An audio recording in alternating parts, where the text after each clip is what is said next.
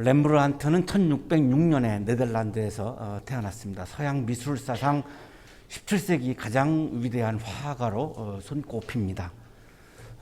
이분은 성서화를 아주 열심히 그렸습니다.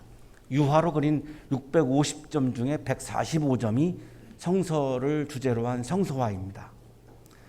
애칭의 약 300점 중 70점이 성서화이고 소묘의 1300여 점 중 575점이 성서화입니다. 굉장히 놀랍습니다. 그래서 많은 사람들이 개신교의 위대한 화가다.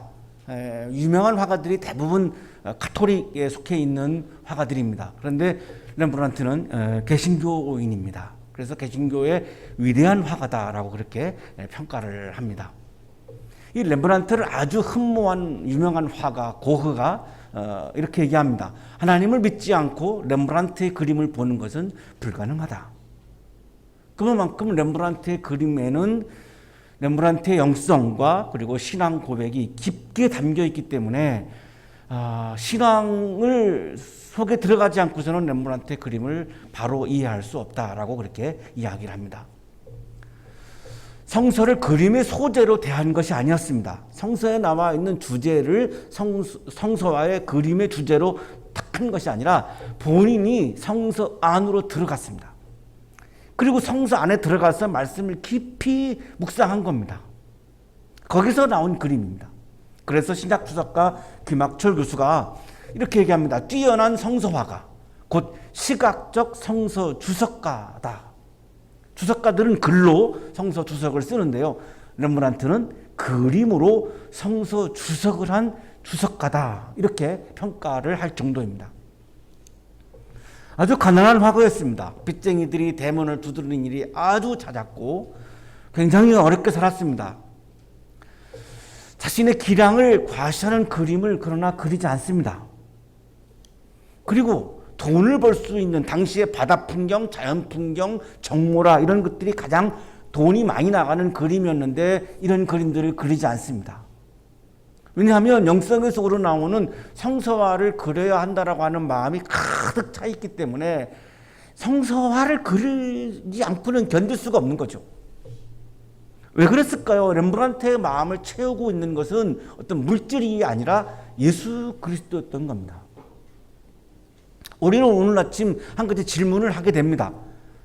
어떻게 해서 렘브란트는 자신의 마음에 예수 그리스도를 채우고 살았을까? 무엇 때문에? 무엇 때문에 많은 물질을 벌 수 있는 그런 기회도 다 이렇게 버리면서까지 왜 렘브란트는 예수 그리스도를 자신의 마음에 채우고 살았을까? 1632년 26세 때의 동방박사의 경배라고 하는 그림을 그립니다. 이 그림을 자세히 보면 아주 렘브란트 영성이 잘 나타나 있습니다. 두 사람을 대조시키고 있습니다. 한 명은 헤롯 왕이고 그림의 중간에 있습니다. 다른 한 명은 예수님입니다. 지금 동방박사가 이렇게 경배하고 있는 아기 예수입니다. 헤롯은 그림 중앙에 있습니다. 세상의 중심에 서 있는 거죠. 굉장히 많은 권력을 쥐고 있는 사람입니다. 자, 그런데 세밀하로 들어가서 이거 살펴보면 헤롯 왕의 표정에 기쁨이 없습니다. 매우 초조한 얼굴을 하고 있습니다.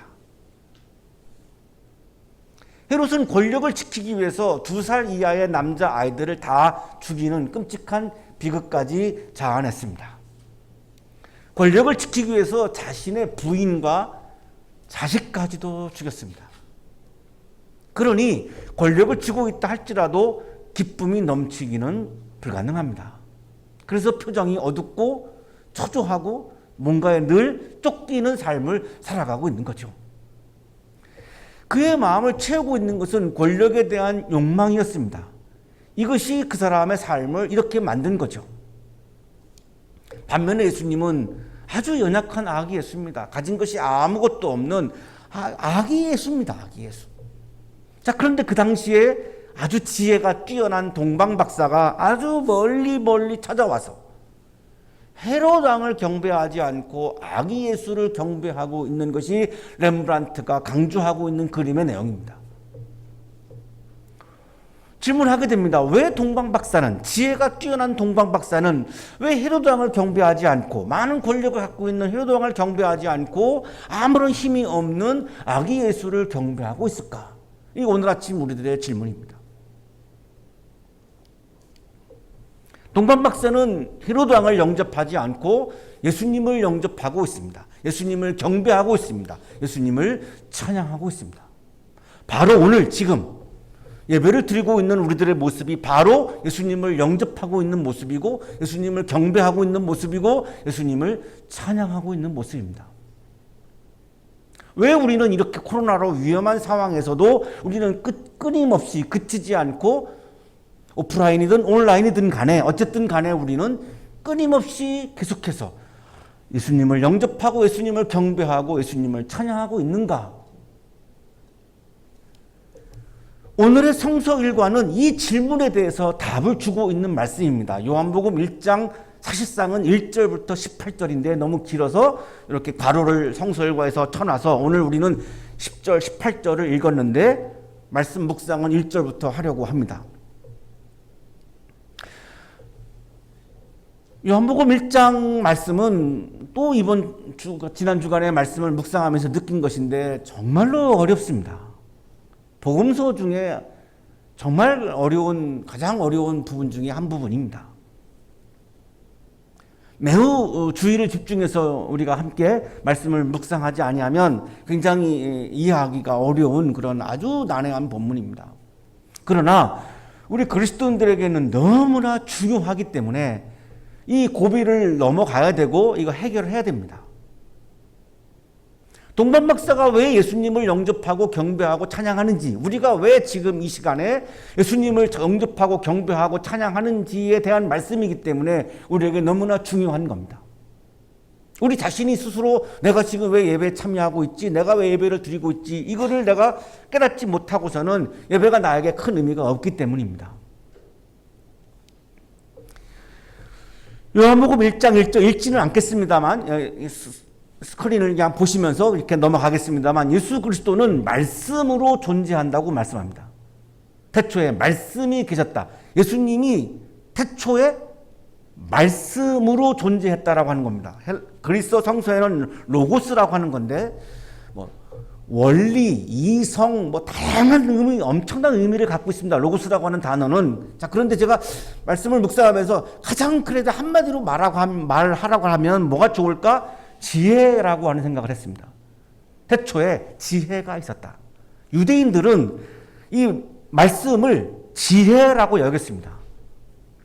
그런데 이게 지금 헬라 문화권에서 지금 성서를 기록하고 있기 때문에 말씀, 로고스라고 표현하고 있는데 우리말 성경은 지금 말씀이라고 번역을 하고 있고, 예수님은 말씀으로 존재했던 거죠. 육신을 입기 전까지는 말씀으로, 지혜로 존재했습니다. 그 말씀이신 예수 그리스도는 태초에 하나님과 함께 선재하셨습니다. 자, 이런 부분들이 우리에게 자꾸 어려워지는 거죠.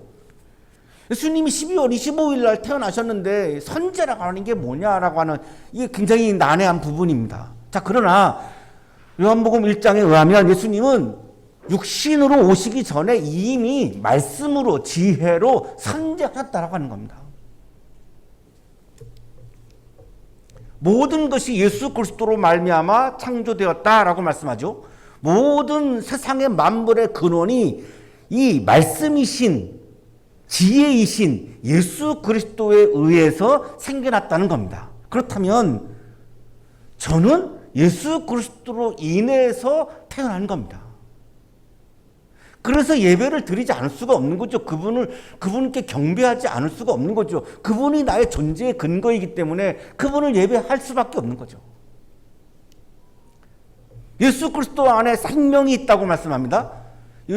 예수 그리스도로부터 생명을 내가 얻은 거죠. 제가 가지고 있는 생명은 언제까지 갈지 모르겠습니다만 이 땅에 존재하는 동안 저의 생명은 예수로부터 받은 생명이기 때문에 예수님을 경배하지 않을 수가 없는 겁니다. 그 예수의 생명은 사람을 비추는 빛이라고 말씀하죠. 예수의 생명이 세상에 오셔가지고 환하게 나를 비추신 겁니다. 세상을 빛나게 하려고 세상을 비추신 거죠. 그래야 어둠이 물러가니까요. 내가 어둠 속에서 살지 않고 빛 속에서 살게 하시려고 세상에 빛을 비추신 겁니다. 그러니 이게 너무나 큰 은혜고 너무나 고마운 거죠. 그리고 하나님이 요한을 보내서 요한을 통해서 그 바로 예수 그리스도를 증언을 하게 하는데, 요한의 목적은 예수 그리스도를 믿게 하려고 하는 거죠. 예수님이 말씀으로 선지하셨다. 예수님이 세상을 지으셨다. 저의 생명은 예수님으로부터 왔다. 나의 생명의 근원은 예수님이다. 이거는 믿지 아니하면 받아들일 수가 없습니다. 이거는 이성으로 내가 이해할 수 있는 것이 아니라 믿음의 차원이기 때문에 요한의 목적은 제가 그 예수님을 나의 생명의 근원으로 믿게 하려고 왔다는 겁니다. 요한은 자신이 빛이 아니라 빛이신 예수 그리스도를 증언하죠. 예수님은 세상에 빛으로 오셨다. 그래서 세상을 비추고 저도 비춘다. 환하게 비춘다. 이 사건을 기념하는 절기가 주현절입니다. 1월 6일, 돌아오는 1월 6일이 바로 주현절인데요. 예수님이 세상에 오셔서 세상을 환하게 비추시고 나를 환하게 비추셔서 어둠이 아닌 빛 속에서 살아가게 해주신, 그래서 그 나타나신, 세상에 나타나신, 말씀으로 선지하시던 분이 세상에 나타나신 그 사건을 기념하는 절기가 바로 주현절입니다.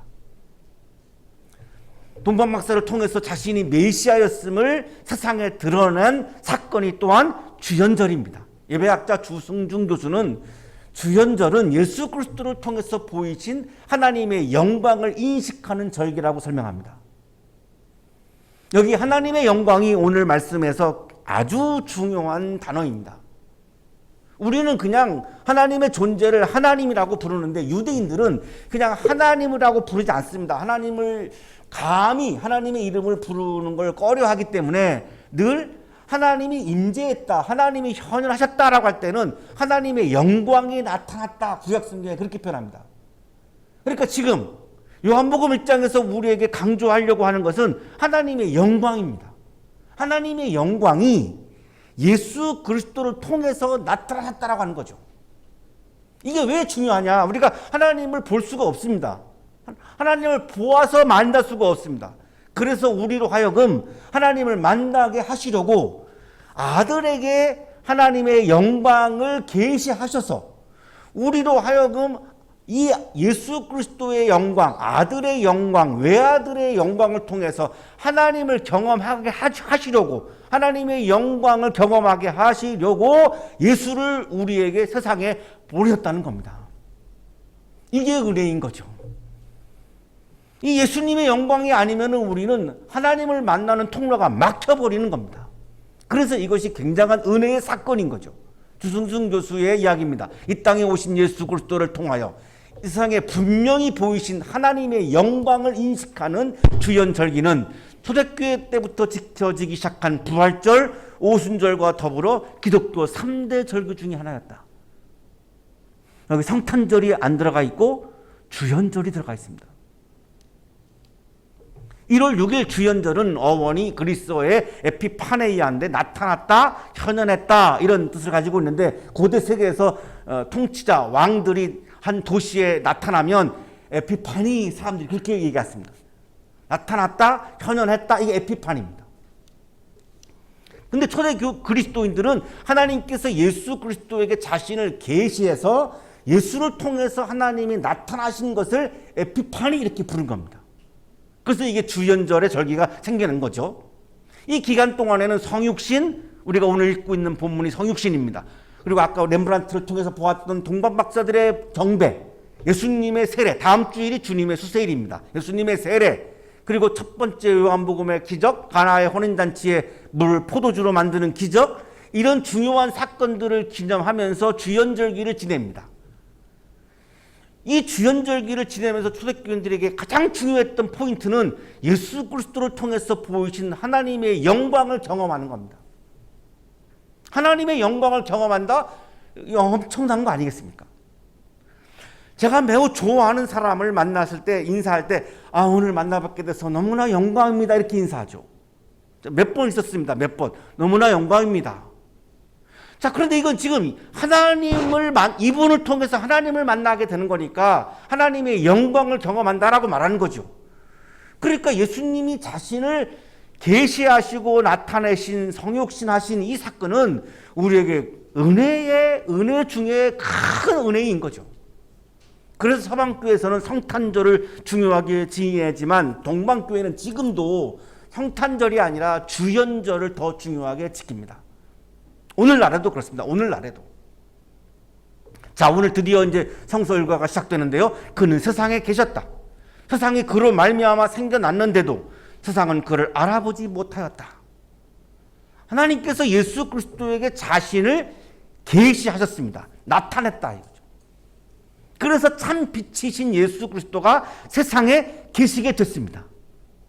말씀으로 존재하시던 예수님이 이제 세상에 우리가 볼 수 있는 육신으로 나타나신 거죠. 현현하신 거죠.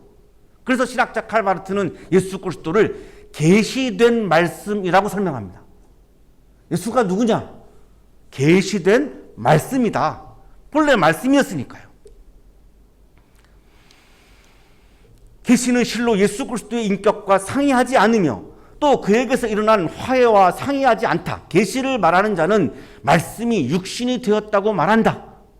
예수님은 우리들에게 하나님을 계시하신 말씀이라는 거죠. 세상이 참 빛이신 예수 그리스도로 말미암아 생겨났습니다. 자, 그런데 문제는 세상은 참 빛이신 예수 그리스도를 알아보지 못한 겁니다.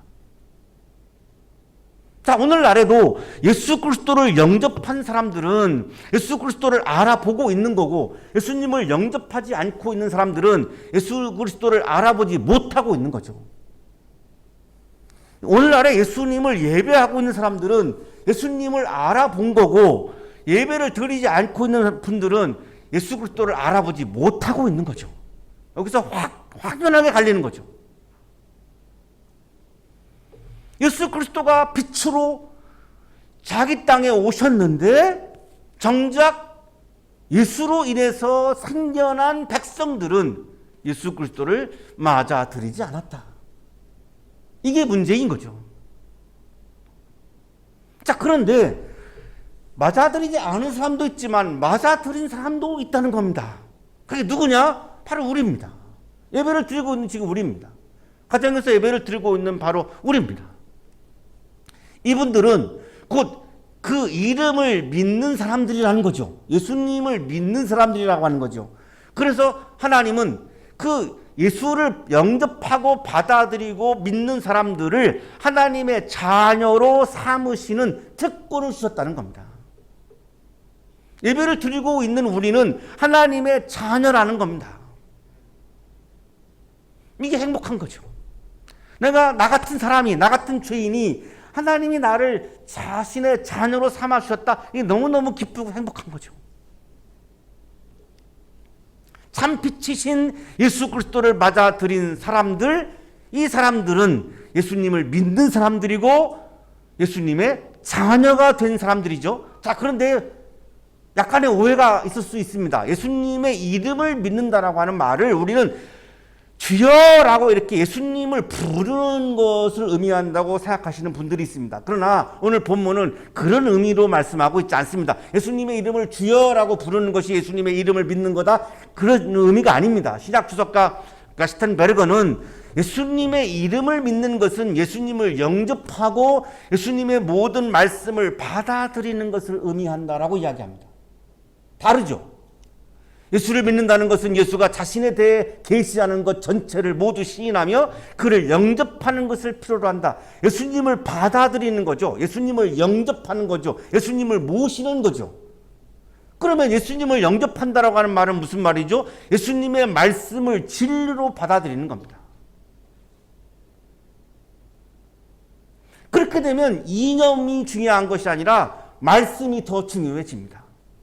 예수님을 영접한 사람은 이념이 중요한 것이 아니라 주님의 말씀을 더 중요하게 여기게 됩니다. 렘브란트가 그래서 성서화를 그렇게 지독하게 그린 겁니다.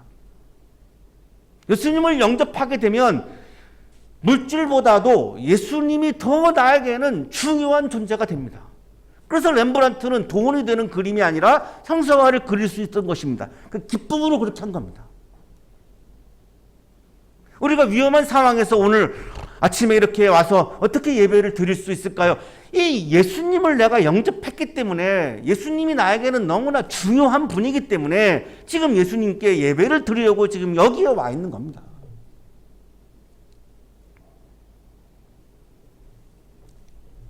예수님의 이름을 믿는 사람은 예수 그리스도 안에서 예수 그리스도를 믿는 사람입니다. 예수 그리스도 안으로 들어가는 사람이죠. 예수 그리스도의 말씀 안으로 들어가는 사람입니다. 내가 예수님의 말씀을 분석하고 평가하고 관조하는 이론적으로 내가 예수님의 말씀을 이론적으로 분석해내는 것이 아니라 내 존재 자체가 내 삶 자체가 말씀 안으로 들어가는 겁니다. 말씀이 나의 그냥 살림이 되는 겁니다. 이게 예수님의 이름을 믿는다는 의미입니다. 그러니까 쉬운 게 아닙니다. 주여 하는 거는 쉽습니다. 그거는. 그러나 내가 예수님의 말씀 안으로 들어간다라고 하는 것은 그리 쉬운 일이 아닙니다. 굉장한 신앙적인 결단이 있어야 가능한 것이고 내 마음을 예수님이 가득 채워야지만 가능한 사건입니다. 신앙은 예수 그리스도를 주인으로 영접하고 예수 그리스도의 말씀을 진리로 받아들이고 예수 그리스도를 경배하고 찬양하는 것입니다. 내가 신앙인으로 살아가려고 결단을 했다면 예배를 드리지 않는다, 이것은 있을 수가 없는 일입니다. 예배는 반드시 드려야 합니다. 예배당에 오시든 가정에서 드리시든 지금 이 시간에 예배를 드리셔야 합니다. 예배를 드리지 않는다라고 하는 것은 내가 신앙인이라고 말할 수 없습니다. 왜? 그분이 나에게 가장 중요한 분이기 때문에 내가 그분을 주인으로 영접하고 그분의 말씀을 진리로 받아들이고 그분을 내가 경배하고 찬양하는 신앙인으로 살아가겠다고 내가 결단을 했다면 예배당에 오시든 가정에서 온라인으로 드리든 지금 이 시간에 예배를 드리셔야 합니다.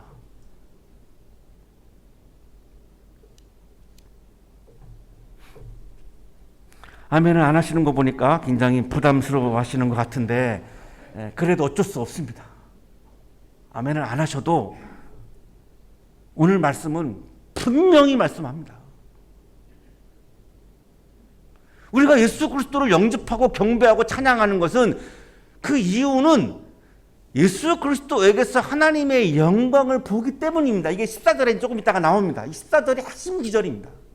왜 우리가 예수님을 영접하고 경배하고 찬양하고 우리가 지금 이 시간에 왜 예배를 드리고 있는가? 왜 우리가 계속해서 코로나의 어려움 속에서도 어쨌든 온라인이든 오프라인이든 우리 교회는 정부의 방침과 학교 감염병 관리위원회의 방침을 철저하게 따르고 있고 또 여기 오시면 방역을 철저하게 하고 있습니다.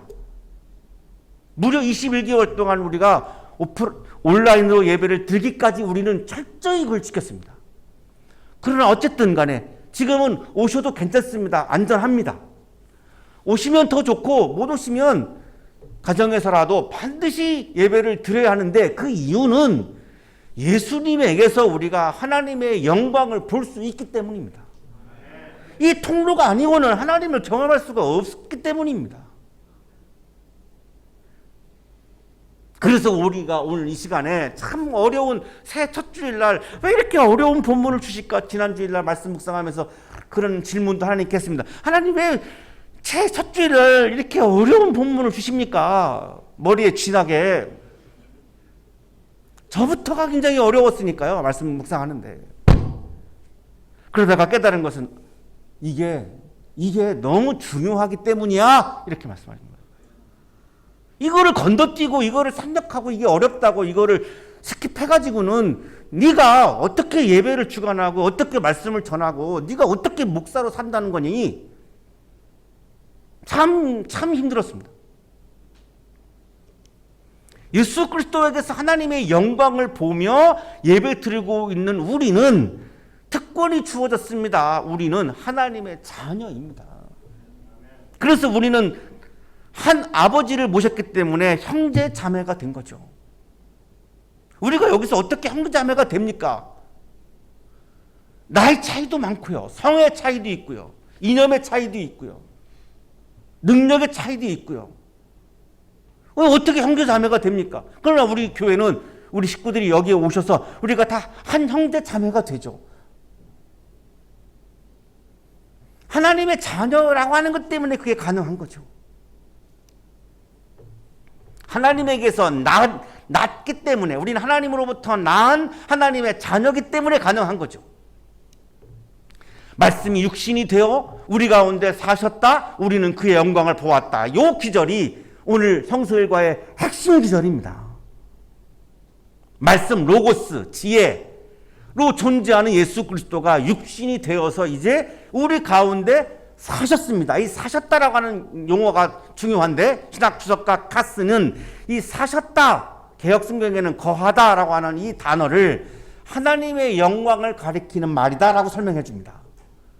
그러면 영광은 뭐냐? 영광은 현현을 의미한다. 거하다를 뜻하는 히브리어 동사 샤칸과 장막을 뜻하는 명사 미시카는 성경 이후의 히브리어 용어인 셰키나와 어원이 같다. 장막과 성전에 임재해 있던 하나님의 영광을 가리키는 데 사용된다. 셰키나 영광은 하나님의 가시적인 현현 이외의 다른 것이 아니었다. 구약성서에서 계속해서 나오는 하나님의 영광 할 때의 그 영광은 하나님의 현현, 하나님의 나타나심을 의미한다고 설명합니다. 근데 이게 헬라어 그리스어로는 독사라고 하는데요. 일반적으로 신의 현현 사건 속에서 하나님의 자기 계시와 가시적인 나타남을 가리키는 말이 히브리어로 카봇인데, 이 카봇을 그리스어로 번역한 말이 독사라는 겁니다. 그러니까 영광이라고 하는 말을 나타남, 현원이라고 이해하셔도 틀림이 없습니다. 우리의 이해를 돕기 위해서 카스는 이렇게 설명을 자세하게 친절하게 해줍니다. 모든 사람이 성전에서 여호와의 임재를 인식하고서, 하나님의 임재를 인식하고서 영광이라고 외친 것은 별로 놀라운 일이 아니다. 예루살렘 성전에서 사람들이 하나님의 임재를 딱 느끼면 그때 사람들이 다 모여가지고 영광 이렇게 외쳤다는 겁니다. 왜? 나타나셨다, 현현하셨다 이렇게 외친 거라는 거죠.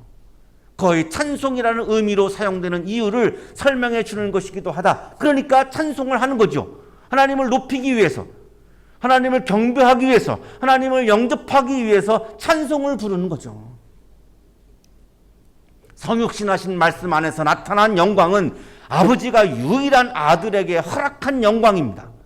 이 영광은, 하나님의 영광은 아들에게만 나타내신 겁니다. 계시하신 겁니다. 그러니까 아들 예수 그리스도를 우리가 예배할 수밖에 없는 겁니다. 그분에게만 나타나셨기 때문에. 우리는 예수 그리스도의 영광을 보고 있는 거죠. 그 영광은 아버지께서 주신 외아들의 영광입니다. 14절에서 지금 외아들의 영광이라고 말씀하는데요. 이게 아주 핵심 단어입니다. 하나님의 현현, 하나님의 나타나심, 하나님의 영광이 외아들에게 나타내시고 계셨다는 겁니다. 구약에서 하나님의 영광은 본래 성막에 임재했었습니다. 그러다가 성전을 지으면서 성전에 임재하시죠. 자, 이제는 성막도 없어지고 성전도 없어졌습니다.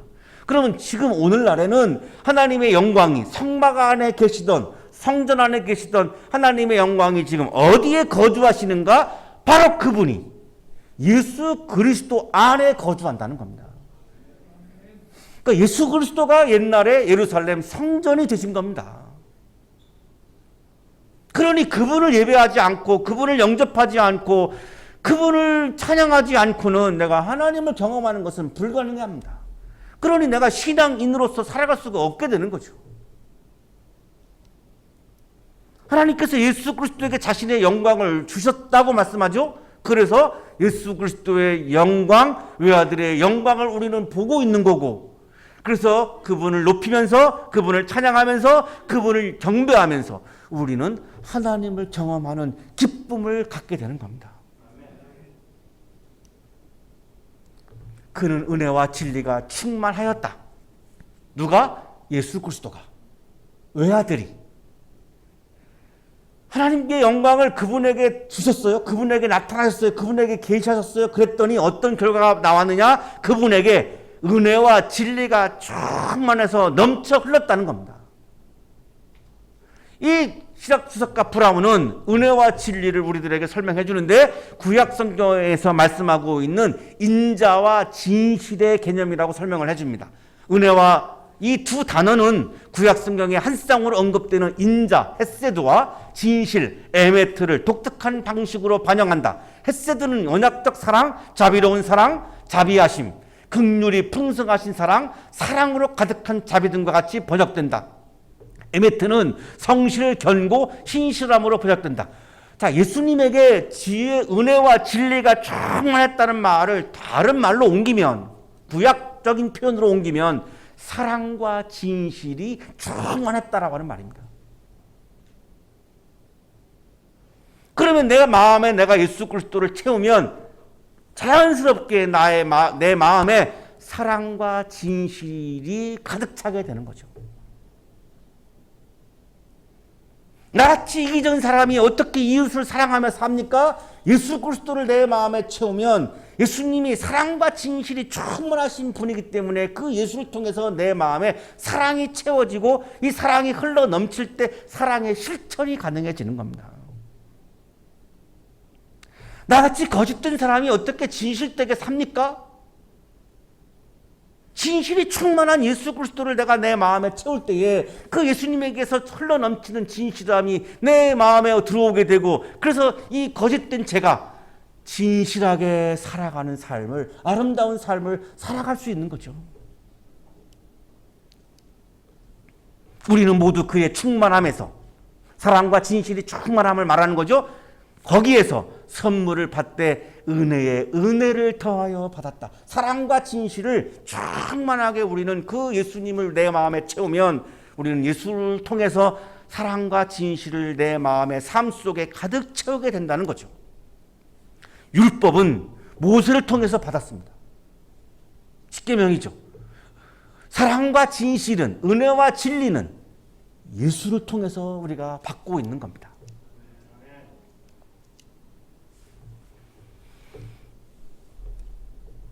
우리는 하나님의 외아들이신 예수 그리스도로부터 은혜와 진리, 사랑과 진실을 새해 선물로 이 시간에 우리는 지금 받고 있습니다. 주님으로부터 어떤 새해 선물을 기대하고 계십니까? 사랑과, 예수님이 우리들에게 오늘 새해 첫 주일 예배를 맞이한 우리에게 새해 선물로 준비해서 가지고 오신 것은 사랑과 진실입니다. 한 해 동안 사랑을 실천하며 살으라고, 한 해 동안 진실하게 살으라고, 거기에 진정한 삶의 기쁨과 보람이 있기 때문에. 일찍이 하나님을 본 사람은 아무도 없습니다. 우리가 볼 수 있는 것은 외아들의 영광입니다. 외아들의 영광을 통해서 우리는 하나님을 경험할 수 있습니다. 새해를 맞이해서 우리가 모두 함께 예배당에 오신 우리나 예배당에 오시지 못한 우리의 가족들 모두 한 마음으로 한 해 동안 외아들의 영광을 끊임없이 바라보며 그 외아들의 영광을 내 마음에 채우며 살아가겠다고 결단하고 있는 우리들에게 오늘 아침 하나님께서 사랑과 진실을 새해 선물로 주고 계십니다. 우리의 삶 속에 사랑과 진실이 가득한 복되고 아름다운 새해가 되시기를 주님의 이름으로 축복합니다. 거룩하신 주님, 새해를 주셔서 감사합니다. 외아들의 영광을 보는 믿음을 주셔서 감사합니다. 외아들의 영광을 바라보며 주님을 찬양하고 경배하고 예배하는 우리들에게 사랑과 진실을 선물로 주시니 감사합니다. 한 해 동안 끊임없이 어떠한 상황에서도 예수 그리스도를 바라보고 예수 그리스도를 붙잡고 예수 그리스도를 내 마음에 가득가득 채우며 사랑과 진실이 충만한 거룩하고 아름답고 복된 삶을 살아가도록 우리 모두의 삶을 인도해 주옵소서. 예수 그리스도 이름으로 기도하옵나이다.